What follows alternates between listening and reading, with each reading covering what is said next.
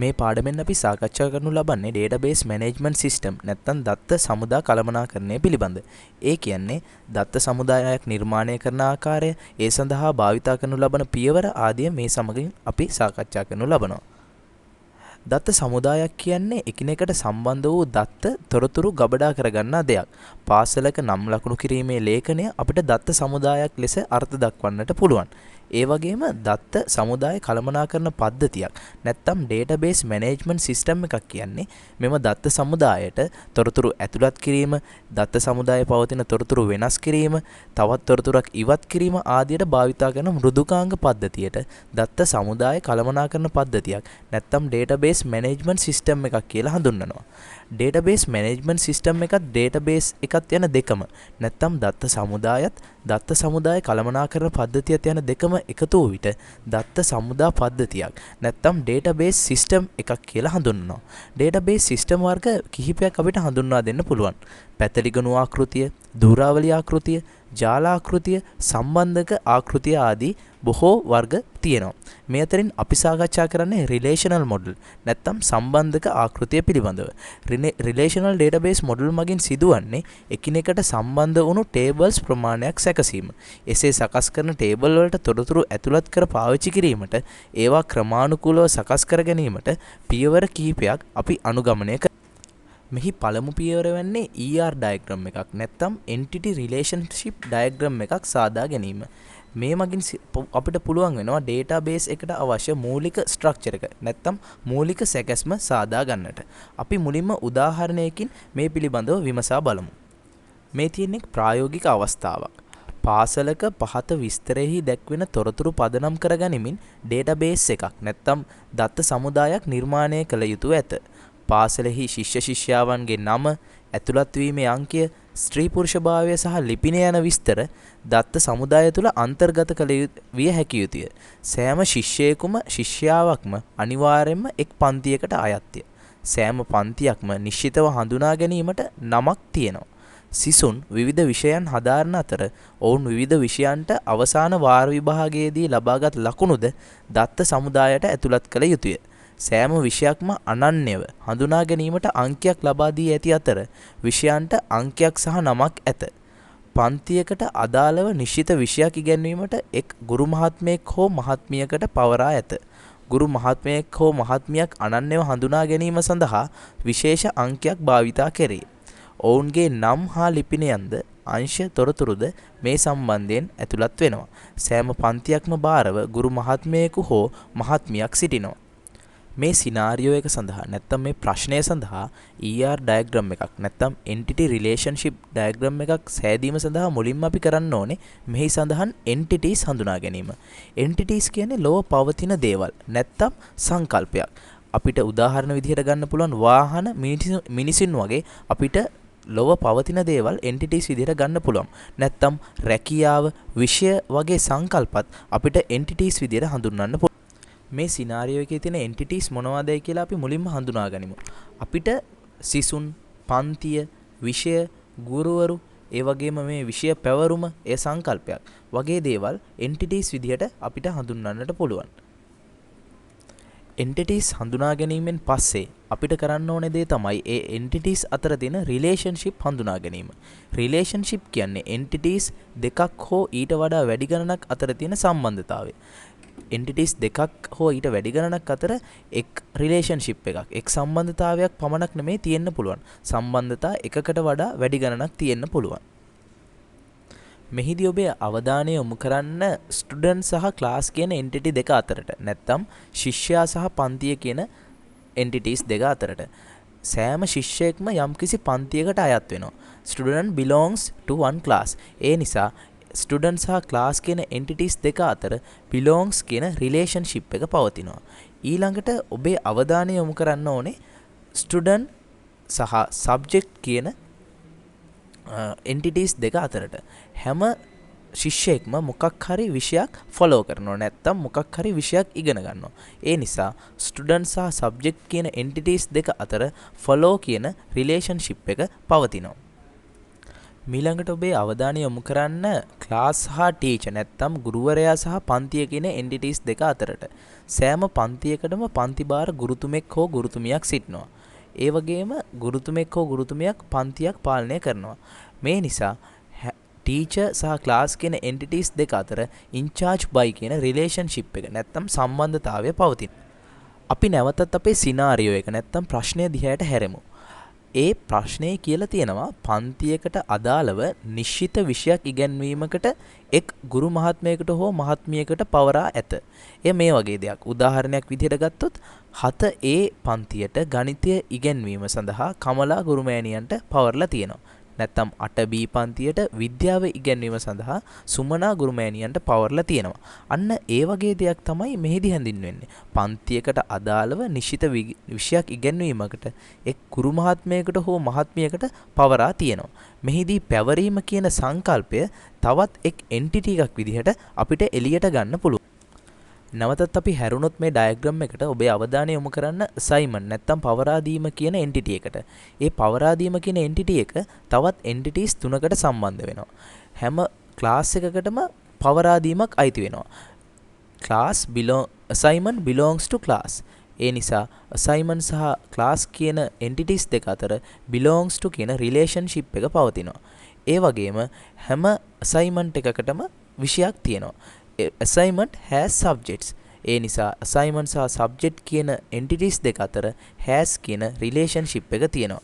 ඒ වගේම ගුරුවරුන් වැඩ කරන්නේ මේ පවරා දීම් නිසා. ඒ නිසා teacher සහ assignment කියන entities දෙක අතර work කියන relationship එක. අපි දැන් මේ diagram එකේම තවත් ඉදිරියට යන්. මෙහිදී අපි කරන්නේ මෙහි total හා partial participation ලකුණු කිරීම කියලා අපි හඳුන්වනවා. ඒ කියන්නේ මදක් විමසා බලන්න class හා teacher කියන entities දෙක අතරට. සෑම පන්තියකටම අනිවාර්යයෙන්ම පන්ති භාර ගුරුතුමෙක් හෝ ගුරුතුමියක් සිටිය යුතුමයි.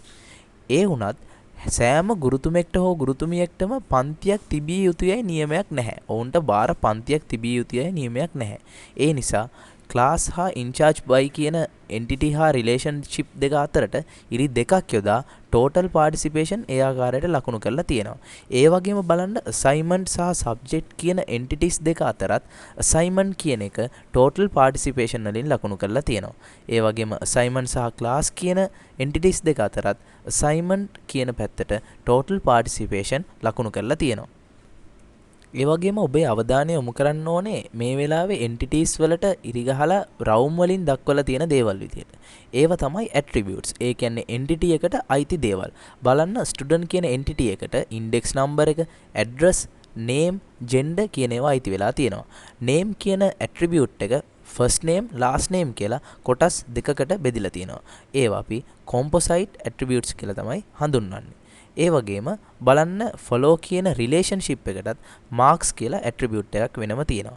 ඒ වගේ සබ්ජෙක්ට් කියන එන්ටිටි එකට සබ්ජෙක්ට් නම්බර්, සබ්ජෙක්ට් නේම් කියලා ඇට්‍රිබියුට්ස් දෙකකුත්, ටීචර් කියන එන්ටිටි එකට ටීචර් ID, නේම් සහ ඇඩ්‍රස් කියලා ඇට්‍රිබියුට්ස් තුනකුත්, ක්ලාස් කියන එන්ටිටි එකට ක්ලාස් නේම් කියලා ඇට්‍රිබියුට් එකකුත් මෙතනදී හඳුන්වා දීලා තියෙනවා. ඔබ දකින්න ඇති මෙතනදී සමහර ඇට්‍රිබියුට්ස් යටින් ඉරක් ඇඳලා තියෙනවා. ඒව තමයි අපි ප්‍රයිමරි කී නැත්නම් ප්‍රාථමික යතුරු කියලා හඳුන්වන්නේ. ඒවා මේ එන්ටිටි එකටම සුවිශේෂ වූ කාරණයක්. එන්ටිටි එකකට අයිති දෙයක් තවත් දෙයකින් වෙන් කරලා හඳුන්වා ගන්න තමයි අපි මේ ප්‍රයිමරි කී කියන එක භාවිතා කරන්නේ.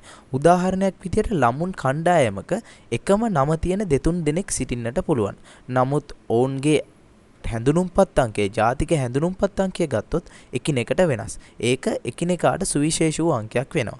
අන්න ඒ වගේ දෙයක් තමයි අපි ප්‍රයිමරි කී එක නැත්තම් ප්‍රාථමික යතුරු විදිහට භාවිතා කරන්නේ.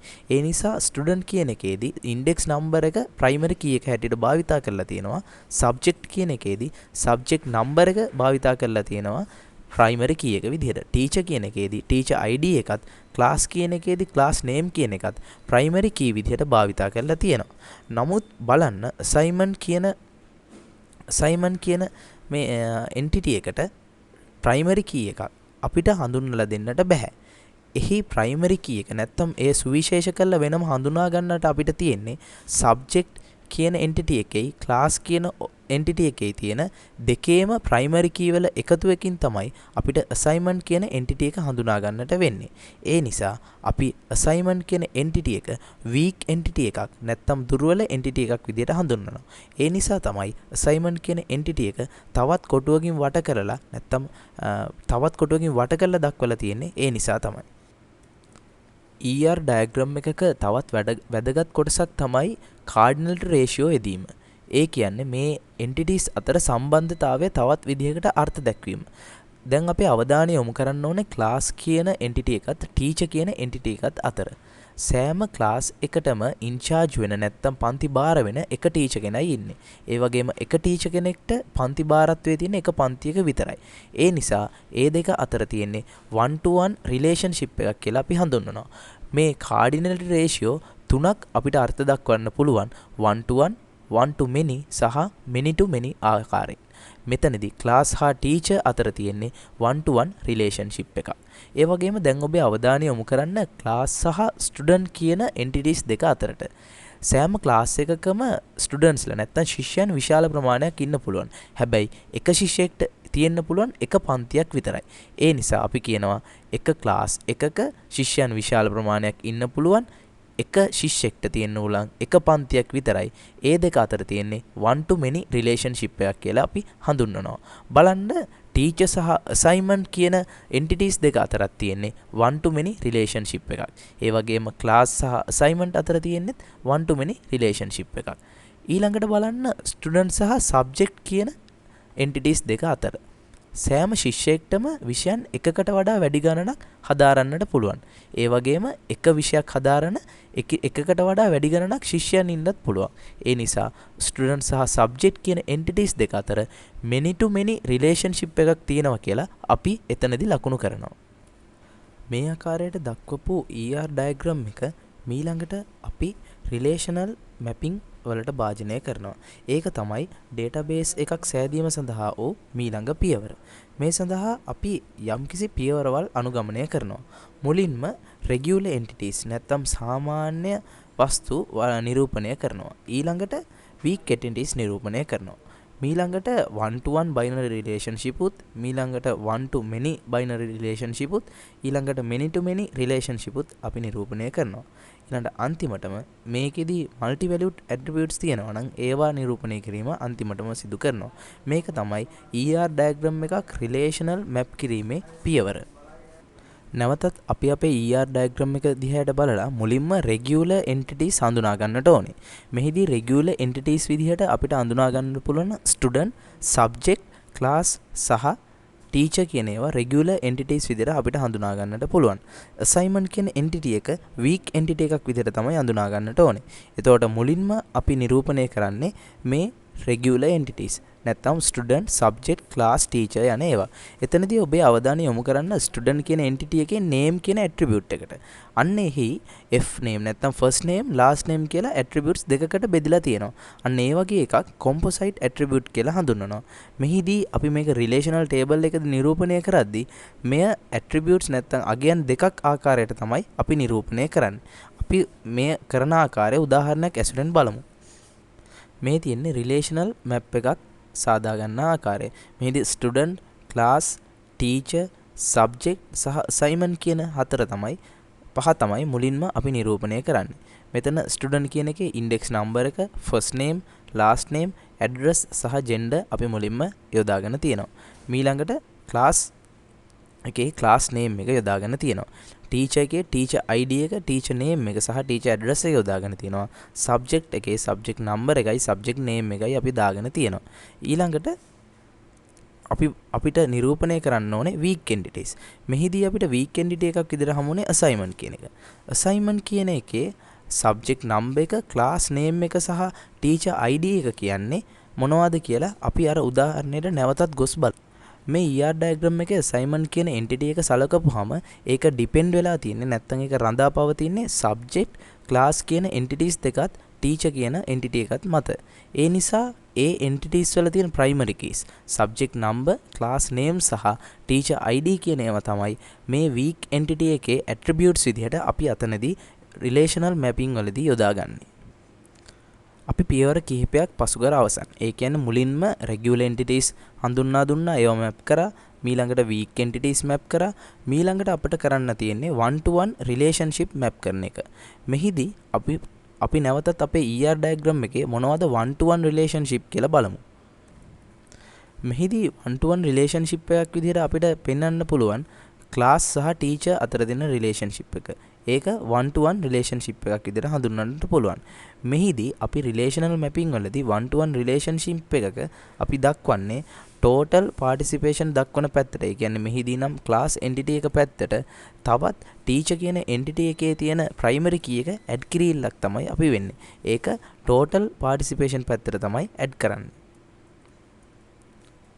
ඔබට බලා ගන්නට පුළුවන් class කියන entity එකට teacher id එක මේ teacher කියන එකෙන් add වෙලා තියෙනවා. මේ ආකාරයට තමයි මුලින්ම one to one relationship එකක් map කරගන්නේ. ඊළඟට තියෙන්නේ one to many relationship map කරන්න.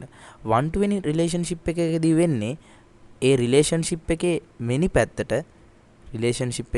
පැත්තට one පැත්තේ තියෙන primary key එකක් add වෙන එක. ඒ කියන්නේ relationship එකේ one to many නම් මෙහිදී තියෙන many පැත්තට මේ one පැත්තේ තියෙන primary key එක add වෙන එක තමයි relational mapping වලදී සිදුවන්නේ. බලන්න student සහ class අතර තියෙන සම්බන්ධයේදී student පැත්තේ තමයි many තිබ්බේ. එතකොට මේ class කියන එකේ තිබ්බ primary key එක student කියන එකේ foreign key එකක් විදිහට පැමිණිලා තියෙනවා. ඒක මේ ආකාරයෙන් ඊතලයකින් නිරූපණය කරලා තියෙනවා. ඊළඟට one to one relationship map කරලා ඊළඟට one to many relationship map කරලා අන්තිමට map කරන්න තියෙන්නේ many to many relationship. මෙහිදී අපිට many to many relationship එකක් විදිහට හඳුනා ගන්න තිබ්බේ student සහ subject අතර තියෙන සම්බන්ධය. මේක follow කියන relationship එකෙන් සම්බන්ධ වෙලා තිබ්බා many to many ආකාරයට. මෙහිදී ඔබට තේරෙනවා මෙය තවත් වගුවක් නැත්තම් තවත් ටේබල් එකක් ආකාරයට හඳුන්වන්න වෙන බව. මොකද මෙහි primary key එක මේ එකදු පැත්තකටවත් එකතු කරන්නට බෑ. ඒ සඳහා අපි අලුතෙන් entity එකක් විදිහට නැත්නම් අලුතෙන් relational table එකක් විදිහට ඒ නිරූපණය කරනවා. ඒ අපි නිරූපණය කරන්නේ relationship එකේ නමින්. relationship එක follow නම් ඒ නමින් අපි ඒ අලුත් relation table එක නිරූපණය කරනවා. එහිදී අපි ඒට attribute විදිහට ගන්නවා ඒ සම්බන්ධ වූ සියලුම entities වල primary keys ඒ සම්බන්ධයෙන් ගන්නවා. ඒ වගේම තවත් ඒ relationship එකට මොකක් හරි entities තිබ්බනම් මේ marks කියන්නේ relationship එකට තිබ්බ entity එකක්. අන්න ඒ entity එකත් මේ අලුත් table එකේ අලුත් relational table එකේ attribute එකක් විදිහට අපි යොදා ගන්නවා. මේ ආකාරයට තමයි relational mapping සිදු කරන්නේ ER diagram එකක.